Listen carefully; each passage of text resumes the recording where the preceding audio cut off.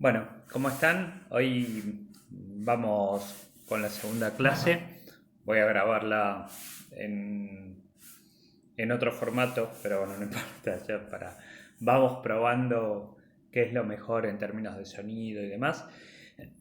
Y bueno, hoy vamos a trabajar lo que denominamos la conformación del primer orden económico mundial, un poco lo que llamaríamos la condición de posibilidad del desarrollo del capitalismo como sistema hegemónico y dominante a nivel mundial, o al menos una de las condiciones de posibilidad fundamentales. Vamos a pensar cómo fue posible que se desarrolle el capitalismo específicamente en Europa Occidental, en esa región tan pequeña, tan minoritaria del mundo, pero que adquiere con el desarrollo del capitalismo y no en la historia previa una importancia central para explicar la totalidad del sistema mundo, eh, y observar al menos dos conceptos claves para entender estos procesos, que son los de formación económica y social y el de acumulación originaria o acumulación primitiva también denominada. Bueno, lo primero que podemos pensar es que los pueblos originarios de América y de África vivían hasta esta etapa que vamos a trabajar en términos generales, en general en base a un modelo de explotación o utilización sustentable, o sea, renovable, de los bienes comunes, también denominados muchas veces como recursos naturales, pero que justamente la conceptualización de esos bienes comunes en tanto recursos naturales es más propia ya de una etapa capitalista, ¿no? Donde entonces lo que antes eran vistos como bienes de acceso público que podían asegurar la subsistencia del conjunto de las comunidades empiezan a ser vistos como recursos que están en la naturaleza, pero que son posibles y deseables de ser acumulados en términos individuales y por lo tanto de propiedad privada. Entonces el concepto de bien común hace más a una concepción no capitalista de la relación con esos elementos que provienen de la naturaleza, y el concepto de recurso natural, en cambio, con algo que proviene de la naturaleza pero que puede y quiere ser apropiado como un recurso natural, como un recurso productivo. En estas sociedades entonces había una escasa acumulación, en muy pocos casos, especialmente en sociedades que se organizaban cuasi estatalmente, como algunos imperios como el Inca o el Azteca, pero que era una acumulación que se realizaba especialmente bajo la lógica del atesoramiento, eh, o para subsistir en etapas de hambruna o de mala cosecha o de algún desastre natural, y no con la lógica capitalista de ser reinvertida para acumular más. ¿Sí? O sea, ahí hay una ruptura muy importante de lo que es la lógica de la reproducción simple de los modos de producción no capitalistas con la lógica de la reproducción ampliada del modo de producción capitalista específicamente, ¿no? El capitalismo obliga, genera la necesidad imperiosa y yo diría casi absurda de que en cada nuevo ciclo económico deba acumularse mayor dinero que en el ciclo económico previo, ¿no?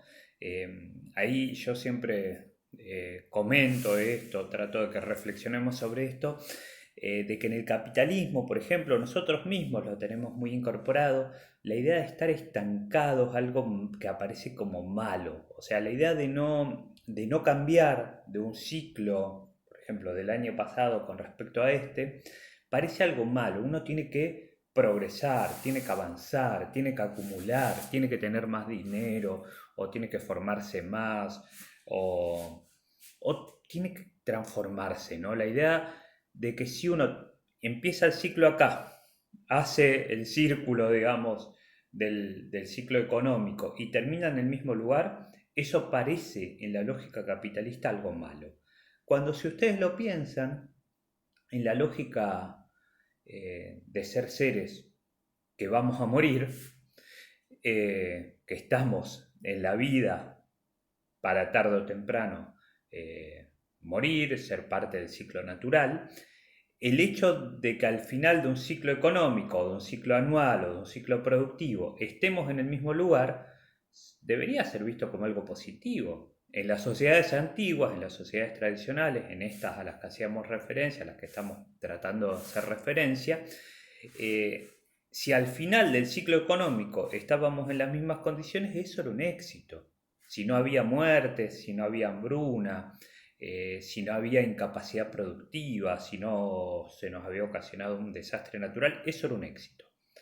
En cambio, en la sociedad capitalista eso parece un fracaso. La lógica es que siempre tenemos que tener más que en el ciclo anterior. Si no, estamos estancados. Y estar estancado parece podrirse en vida, ¿no?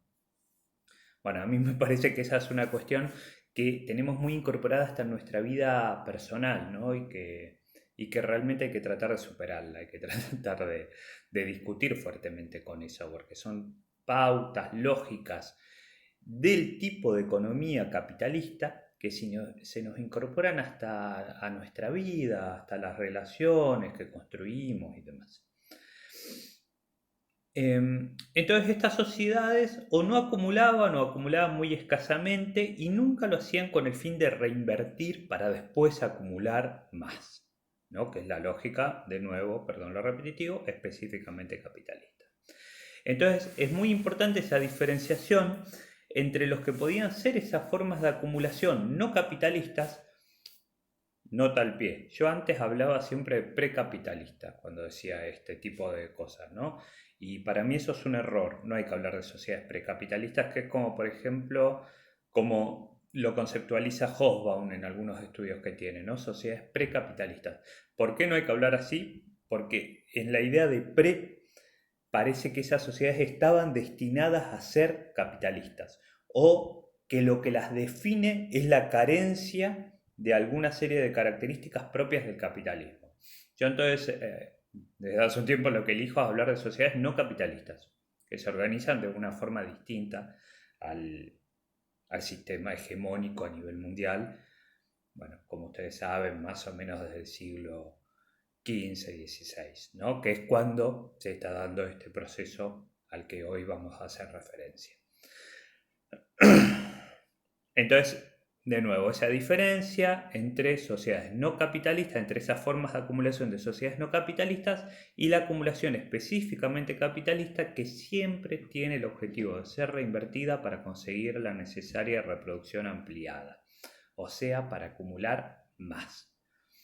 En las sociedades no capitalistas se produce para vivir. En la sociedad capitalista se produce para acumular.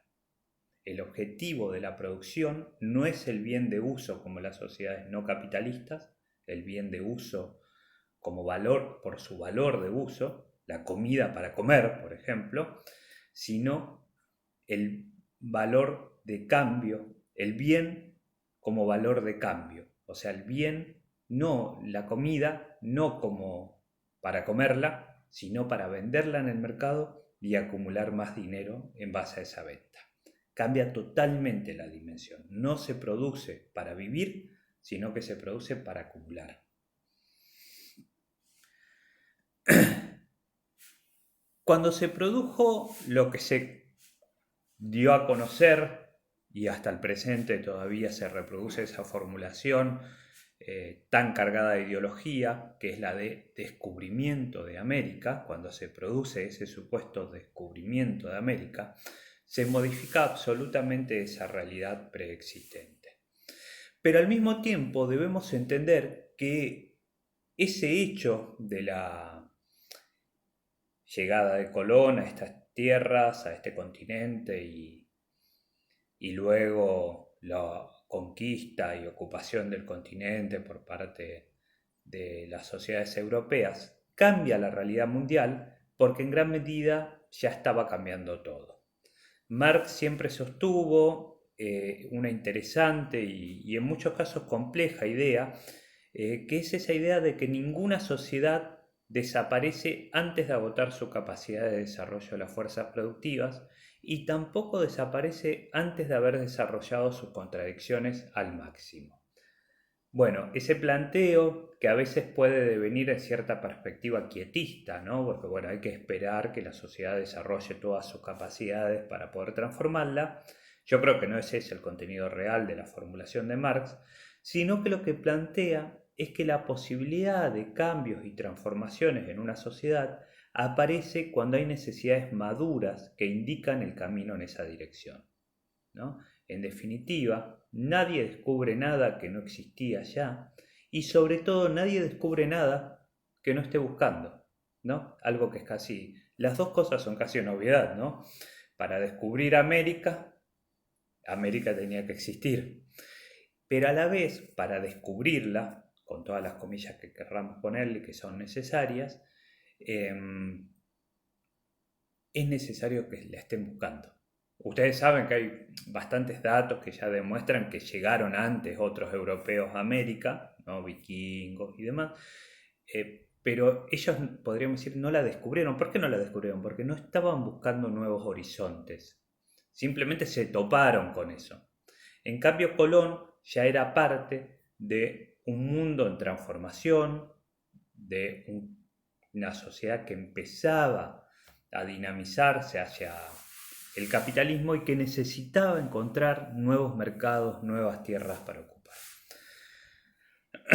Se estaban buscando nuevas formas para aumentar la acumulación, especialmente porque las formas viejas ya habían llegado a un límite y porque las contradicciones del viejo sistema, lo que podríamos llamar el viejo sistema feudal, ya habían llegado a su máximo. Cuando Europa descubre América como territorio a conquistar y explotar, y ahí sí quizás podemos usar la idea de descubrimiento, lo descubre porque necesitaba desesperadamente mayor cantidad de productos para comerciar y mayores recursos para construir la necesaria acumulación, para construir esa reproducción ampliada del capital. El capitalismo mercantil se había ido desarrollando en los intersticios, en las grietas del sistema feudal, había crecido en los burgos, en las ciudades, se había fortalecido en las ferias y mercados, había ido ganando peso y en ese crecimiento necesitaba cada vez más alimento, cada vez mayor cantidad de alimento, con la cual nutrirse, con la cual seguir creciendo, de nuevo, perdón lo reiterativo, en esa necesaria reproducción ampliada que es casi su leitmotiv, su lógica de existencia. Años antes del descubrimiento de América ya se había comenzado a controlar en forma directa a África desde Europa Occidental y poco a poco se empezaban a generar lazos comerciales más fuertes y estables con Asia, lazos que años después terminarían con la dominación directa de algunos de sus territorios por parte de las potencias centrales, especialmente por parte de Inglaterra, pero también de Francia y de otras potencias, y de España, de Portugal. Se comenzó a construir así un primer orden económico mundial que fue planificado y articulado por Europa Occidental, pero del cual África, América y Asia fueron partes imprescindibles. Especialmente quizás en la primera etapa, África y América. Se conformó entre África, América y Europa un triángulo de importante y permanente circulación económica, donde África aportó especialmente la mano de obra, la fuerza de trabajo, América los productos y Europa gerenció el sistema recibiendo a la vez la totalidad de los beneficios económicos. Allí, en ese contexto es que se produce un gran cambio que tuvo estricta relación con el nuevo sistema que estaba en crecimiento. Esos beneficios dejan de utilizarse para el atesoramiento o para la ostentación, dejan, podríamos decir, de utilizarse improductivamente y pasan a ser utilizados para acumular y reinvertirse en el naciente desarrollo del capitalismo industrial. O sea, esos tesoros, ese dinero, a partir de que toma la forma o se entreteje en un contexto de nuevas relaciones sociales, adquiere entonces una nueva característica de relación social, pasa a cumplir otra función en la relación entre las personas. Ese mismo dinero, ¿se entiende? El mismo dinero que antes podía ser solo para ostentación, oro, por ejemplo, que antes podía ser usado, no sé, para un adorno que demostrase la importancia de un noble, de una figura de la nobleza ante los plebeyos. Ahora dejaba de tener esa función en las relaciones sociales y pasaba a tener otra función en la relación social, que era que ese noble ya no lo usaba para ostentar, sino que ese noble se empezaba a convertir en un burgués, estoy poniendo solo un ejemplo de un montón que se podrían poner, y en vez de utilizarlo para hacer un estandarte con el cual ostentase su función de noble ante los plebeyos, lo usaba como dinero para, por ejemplo, comprar maquinaria y producir más. Entonces, eso que antes era un tesoro, siendo lo mismo materialmente, por el cambio en las relaciones sociales, pasa a cumplir otra función y pasa a ser capital. Acá ven cómo el capital no es una cosa, como decíamos en la primera clase, sino una relación social históricamente mediada y coyunturalmente expresada.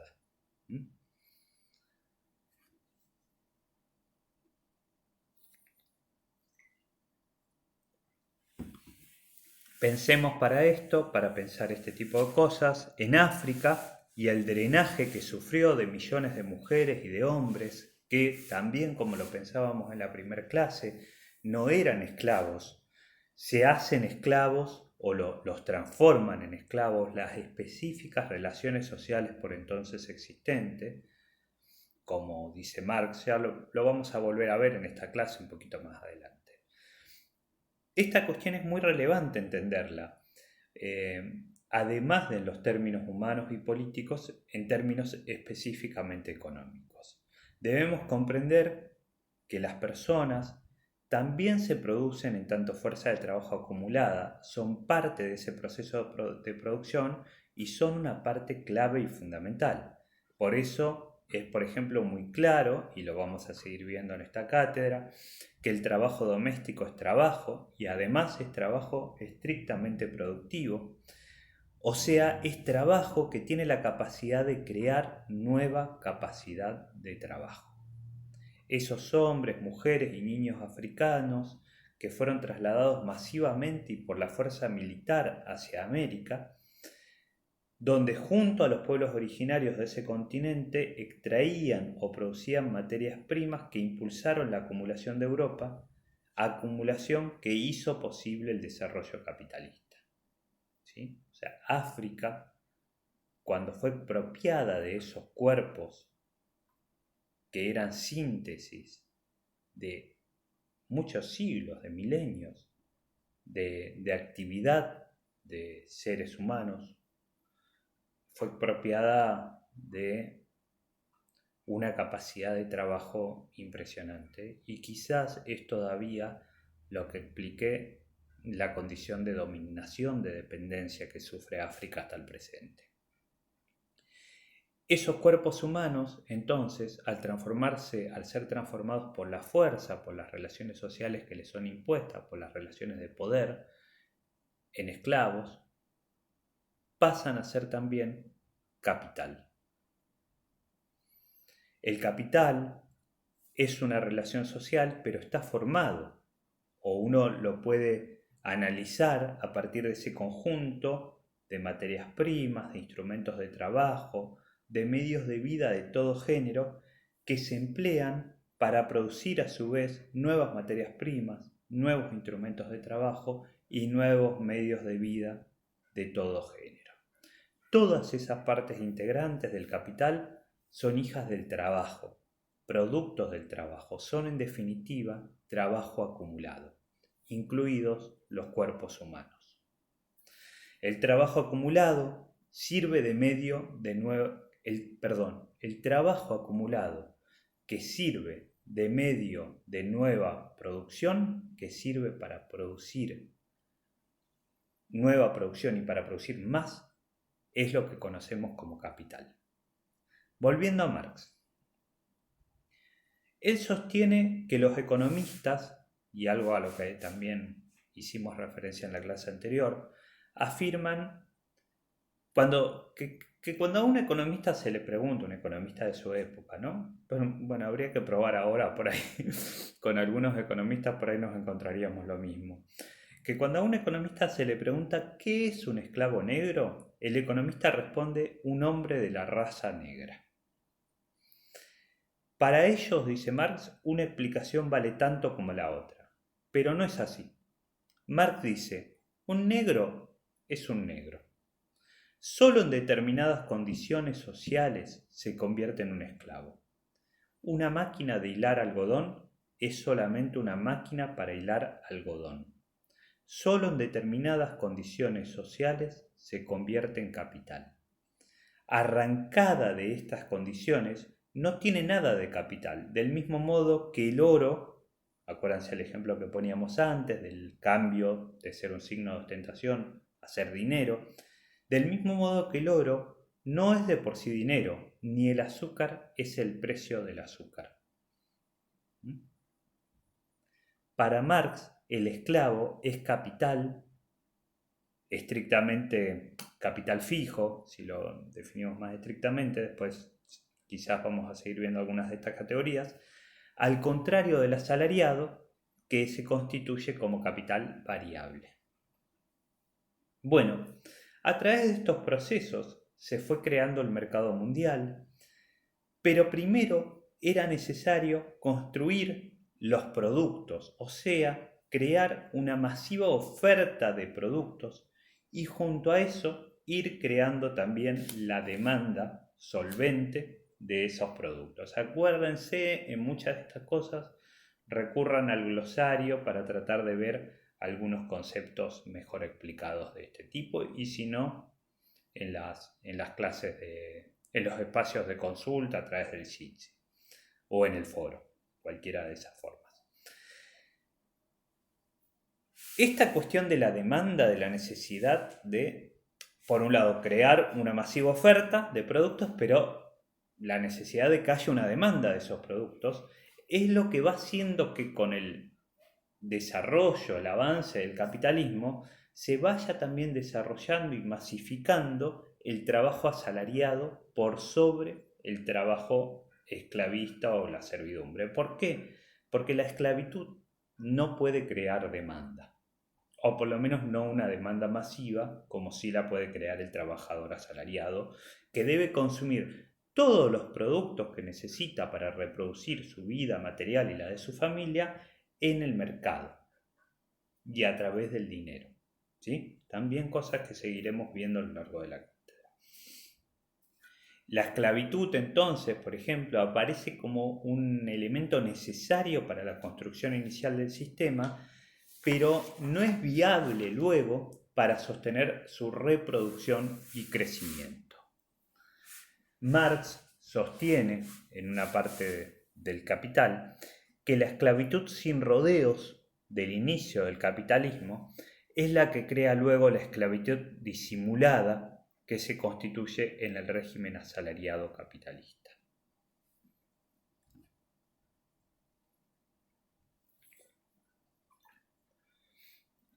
Así es, entonces, que desde afuera de los territorios que específicamente están empezando a desarrollar las relaciones sociales propias del capitalismo, desde los engranajes, digamos, de una maquinaria capitalista que lentamente se iba poniendo en marcha, se iba determinando e imponiendo el modo de producción y la estructura de clases de los diversos territorios que iban siendo incorporados por la fuerza a este primer orden económico de carácter mundial que ya estaba consolidado para el siglo XVII.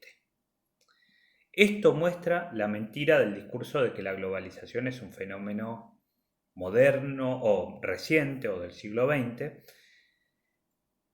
porque de hecho, en esta globalización que ya se construye para el siglo XVII, además de construirse la globalización, se asignaba a cada territorio una función específica, siempre en beneficio de los países dominantes. Bueno, acá corto para no hacer un video tan largo y sigo con el siguiente.